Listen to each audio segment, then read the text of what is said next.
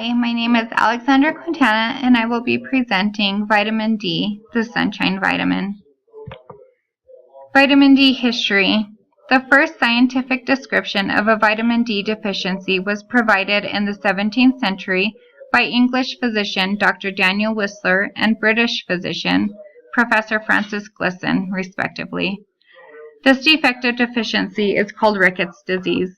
Rickets disease is a defective mineralization or calcification of bone due to deficiency or impaired metabolism of vitamin D. After devising a diet and studying using dogs exclusively indoors without sunlight, they were able to use cod liver oil to prevent the disease. When American biochemist Elmer McCollum and associates observed that by bubbling oxygen through a preparation of the fat-soluble vitamin, they were able to distinguish between vitamin A, which was inactivated, and vitamin D, which retained activity, therefore curing Rickets disease. He named this vitamin D because it was the fourth vitamin to be found. It was 1925 that American physician Alfred Fabian Hess stated, "Light equals vitamin D," after finding that when a precursor of vitamin D in the skin was irradiated with sunlight or ultraviolet light, a substance equivalent to vitamin D was produced. In 1928, Professor Adolf Otto Reinhold Windaw at the University of Göttingen in Germany won the Nobel Prize in Chemistry for his work on sterols and their relationship to vitamins. In 1929, a group of researchers also began working on the structure of vitamin D. X-ray crystallography demonstrated that the sterol molecules were flat. By the 1930s, Professor Windaw further clarified the structure of vitamin D. There are several forms of vitamin D, however, there are only two major chemical forms. These are vitamin D2, which is formed by a photochemical bond breaking of a steroid, specifically by the action of ultraviolet light, and vitamin D3, which is synthesized by the body and functions as a prehormone. The natural form of vitamin D for animals and humans is vitamin D3. It can be produced in their bodies from cholesterol and 7-dehydrocholesterol. An alternative vitamin D2 is commercially prepared from ergosterol that is present in yeast. The molecular structure of vitamin D is similar to that of the classic steroid hormones, such as cortisol, estradiol, and testosterone. All steroid hormones and vitamin D3 are chemically related to the steroid cholesterol. Cholesterol in humans and animals is a precursor substance for all steroid hormones and vitamin D3. Why is it important? Vitamin D is a fat-soluble vitamin that plays a vital role in the human body. Vitamin D helps prevent the risk of death in elders. Studies show that vitamin D promotes bone growth and keeps our bones strong by supplying calcium into our bloodstream. Strong bones, in contrast to weaker and fragile bones, lowers the risk of falls and fractures. Deficiency in vitamin D is associated with increased autoimmunity and an increased susceptibility to infection. Calcitriol acts locally as a cytokine, defending the body against microbial invaders. To make it simplified, vitamin D acts as a guard against infections and diseases. A lack of vitamin D weakens our immune system, making it possible for our body to get infections. Where does it come from? As I have discussed in the previous slides, vitamin D is provided for us in few ways. Vitamin D2 can be produced photochemically by the action of sunlight or ultraviolet light from the precursor sterol, which is already present in the skin of humans and animals.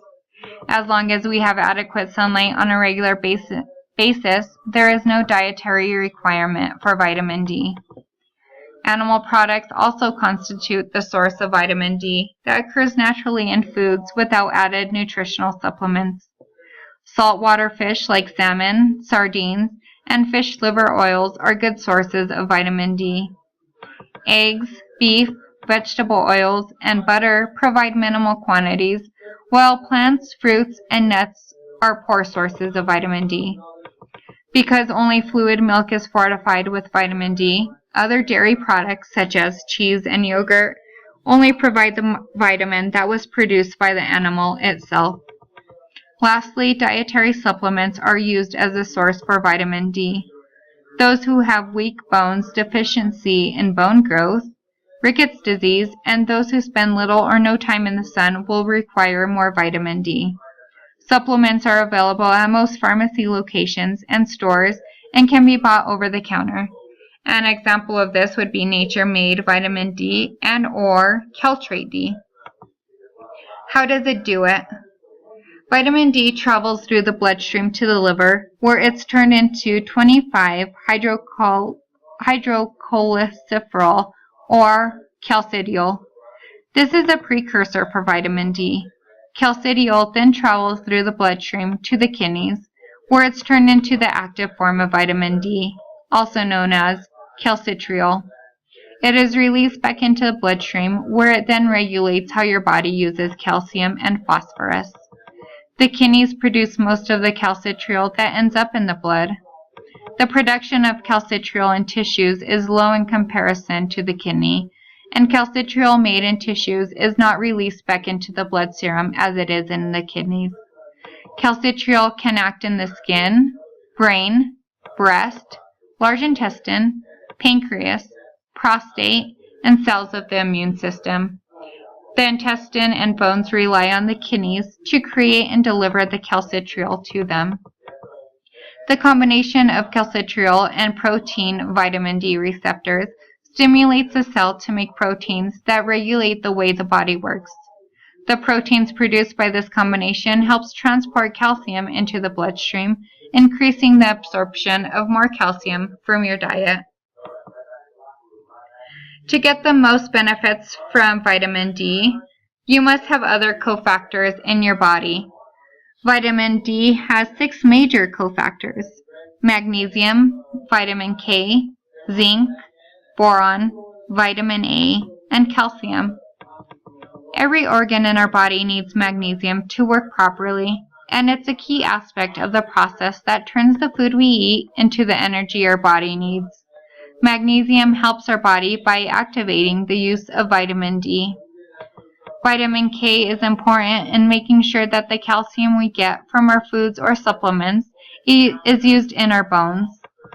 Vitamin D and vitamin K work together to strengthen our bones and to help them develop properly. Zinc is found mostly in muscles and bones. Our bodies do not produce zinc, so we accrue zinc through the foods we eat. Vitamin D and zinc work together to strengthen bones and help develop them properly, much like vitamin K. Our bodies only rely on small amounts of boron to stay healthy. Boron works with vitamin D to help our bones use the minerals they need. Our bodies need vitamin A for good eyesight, to help fight infection, and to keep our skin and mucous membranes healthy. Vitamin D and vitamin A help with this to work together. Calcium works towards bone growth and development. Although these two work together, it is not necessary to take them together due to the enhancement of calcium absorption. There are no real major interactions between vitamin D and other vitamins and/or minerals. Although calcium and vitamin D coincide with one another, it is not necessary to take both together. Combining the two can become an excessive amount of calcium in the body and cause an overload. Vitamin D myths. Vitamin D, which is both a vitamin and a hormone, helps control levels of calcium and phosphate in the blood and is essential for bone growth and development. A vitamin, by definition, is a substance regularly required by the body in small amounts, but which the body cannot make and is, therefore, required to be supplied in the daily diet. Since vitamin D2 can be produced by the exposure of sunlight to skin, vitamin D can be classified as a hormone. When I think about vitamin D, the first picture that comes to mind is milk and milk products. After some research, although milk is a great source of vitamin D, it is not the most essential value for it. Always wear sunscreen. How many times have we heard this statement? Yes, we need sunscreen to prevent sunburns that cause melanoma. However, By applying sunscreen to your skin, it is decreasing the vitamin D from sunlight by as much as 95%, and SPF 15 sunscreen or higher by 99%. Although stipulations exist and vary between age and gender, there is still a recommended daily intake for vitamin D. The Institute of Medicine recommends 600 international units, IU, as the recommended daily intake for children and for adults 1 through 70 years of age. Ages 0 through 12 months have a recommended intake of 400 IU. People ages 71 and older are supposed to get 800 IU a day. The Institute of Medicine also recommends no more than 4,000 IU per day for adults. However, sometimes doctors prescribe a higher dose for people who have a vitamin D deficiency. Fish and animal products, unfortified, constitute the bulk source of vitamin D. Great sources of vitamin D are saltwater fish like salmon. Eggs, butter, and vegetable oils are also good sources. A great example of a food product that would complete a recommended daily intake of vitamin D is cooked trout. It contains about 759 IU. So one cooked trout would already meet the recommended daily intake. Another example of this would be some portobello mushrooms. Each mushroom contains 446 IU. So 1.5 mushrooms would provide us with the recommended daily amount needed. The recommended daily intake of vitamin D for children 0 through 12 months is 400 IU.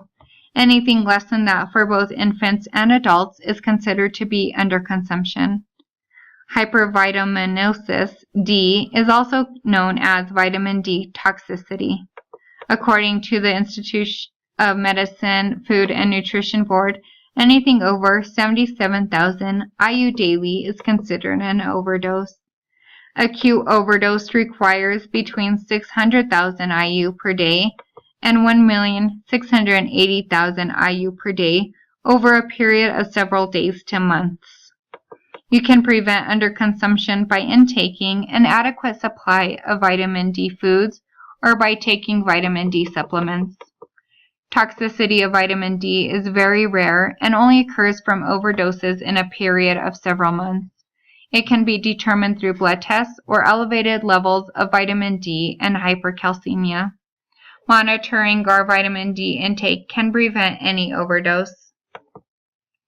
Other information. Here are some fun facts and interesting facts about vitamin D. 80% of Americans have insufficient levels of vitamin D. The rays of sunlight cannot penetrate glass. This means you can't get vitamin D inside your car or inside a home. A person would have to drink 10 tall glasses of fortified milk just to get minimal levels of vitamin D in their diet. Tanning beds can help raise levels of vitamin D, and lower levels of vitamin D is associated with obesity. We now have learned that vitamin D is an essential part of our vitamin intake. It helps and promotes bone growth and development. It also protects against diseases such as rickets and prevents infections. Children now are becoming more obese and have lower levels of vitamin D because they are inside all day instead of playing outside and staying active. Very few foods provide an adequate amount of vitamin D, so we rely on that sunshine rays to help synthesize the vitamin D in our body. My suggestion is to monitor your daily intake of vitamin D. If it's lower than the recommended amount, then make a goal for yourself to help increase those levels.